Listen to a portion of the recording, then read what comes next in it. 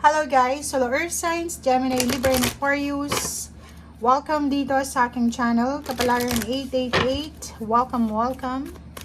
Alamin natin kung anong messages, vibration, gabay energy para sa inyong lahat. Ito ay general reading. Pwede kang makaresonate. Gamitin mo yung intuition sa panunood.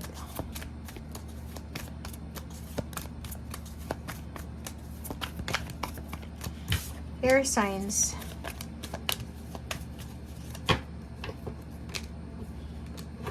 Okay, air signs. Ang nakikita natin dito is posibleng sobrang busy air signs sa araw na ito.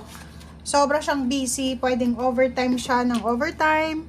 Pwedeng double time. Nagtatrabaho sa umaga, sa gabi. Ang dami pa ring obligasyon sa buhay. May posibleng swerte sa pera. Yung iba din sa inyo dito. Posibleng manalo sa sugal or sa kaunang paman or sa mga swerte, loto or kaunang paman. Yung iba din sa inyo dito ay posibleng makatanggap ng message. So, eto ay iba din dito. 'Di ba? So, etong apat na barahang to, isa manifestation na ang mga kapalaran nyo ay hindi pare-pareho. May ibang makakatanggap ng pera dahil sa sobrang, like for example, nagtrabaho ka ng nagtrabaho, overtime ka ng overtime, double time, syempre, malaking halagang pera yung matatanggap mo. Pero dito naman, sinasabi ng 32, 33, medyo mamomroblema ka dahil sa siguro nawalan ka ng trabaho or may nagbabadyang termination ng trabaho. Ubos na siguro yung budget mo para sa pag-apply ng trabaho pero hindi ka pa nakakakuha ng trabaho or hindi ka pa natatanggap.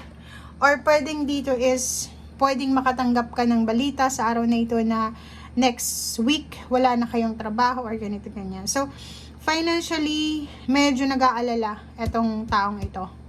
'Di ba? Pwedeng yung problema mo or pwedeng ikaw ay may anak or may apo na biglang nawala ng trabaho. So, nag-aalala ka ngayon kung anong mangyayari sa kanya. Or pwedeng ikaw to, air signs, Gemini, Libra, and Aquarius, pwedeng yung nanay mo, yung parents mo, nawala ng trabaho. So, marami ka sigurong kailangan bayaran and natatakot ka ngayon. Medyo nag-aalala ka kung saan ka kukuha ng pangbayad. Parang ganun.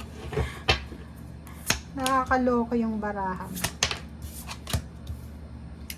Okay. So, nakikita natin dito guys na wow. Kunin natin lahat ng energy mo. Okay, so meron ditong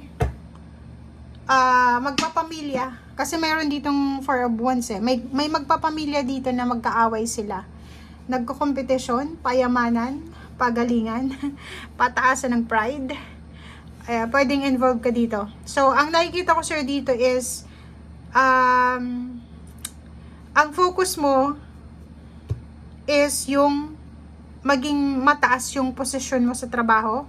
Maging emperor ka. Kasi pag emperor ka is empowered ka. Empowered ka sa lahat. Financial, emotional. Hawak mo yung lahat eh. Kontrolado yung sitwasyon. Ang nakikita ko sir dito is ang pinaka-focus mo sa ngayon is yung makuha mo kung ano yung empowerment na pinag-aawayan sa paligid mo. Like for example, sa pamilya, payamanan ng mga magkapamilya, 'di ba? Parang yung iba gusto mas mayaman kaysa sa tiyahin, mas magaling kaysa sa kapatid, parang gano'n. So, nakikita natin dito na yung focus mo is yung manalo ka, 'di ba? Willing kang makipag-compete, willing kang makipagkompetensya, makuha mo lang yung empowerment. Makuha mo lang yung stability. Kasi 44 to eh, stability. So, ibig sabihin yan, naghihintay ka ng pagkakataon. Siguro, isa kang estudyante or hindi ka pa promoted, mababa pa yung sweldo mo, pero nakikita mo or minamanifest mo na hinihintay mo, by the way, hinihintay mo yung pagkakataon para sa'yo na ipaglaban kung ano yung deserve mo na empowerment. Okay? So, kung makikita mo dito, pwedeng 3 years naghihintay ka or 3 years na lang na hihintayin mo bago mo makuha itong empowerment, bago makuha yung promosyon, makapagpatayo ng bahay, magkaroon ng financial success, parang ganun. So, comment down below, guys. Nakikita ko, sir, dito na masyado kang nakafocus sa competition. Masyadong ma-pride, 'di ba? May ma-pride dito, sobrang pride talaga. Na hindi siya papayag hanggat hindi siya manalo dito sa 5 of Wands na to. Ang 5 of Wands na to is yung walang kwenta tong competition. Mga family, pataasan ng pride to eh. Like, for example, reunion, may family reunion, kailangan sa reunion, 'di ba? Kailangan ikaw yung ikaw yung pupurihin, parang gano'n. Kasi normally yung reunion dapat is yung babalikan kung ano yung nakaraan, hindi yung payabangan na yung anak niya isang doktor na, isang teacher, isang nurse, isang ganito ganyan, nasa ibang bansa na, which is yun yung nangyayari sa buhay-buhay. So, nakikita ko, sir, dito na yung matagal mo nang hinihintay na pagkakataon para maging empowered, para ikaw naman yung tingalain ng mga kapamilya mo, ng mga katrabaho mo, or ng kung sino man sila, ay sinasabi ng barahan, naghihintay ka, malapit na. Parang gano'n. So, comment down below if you resonated.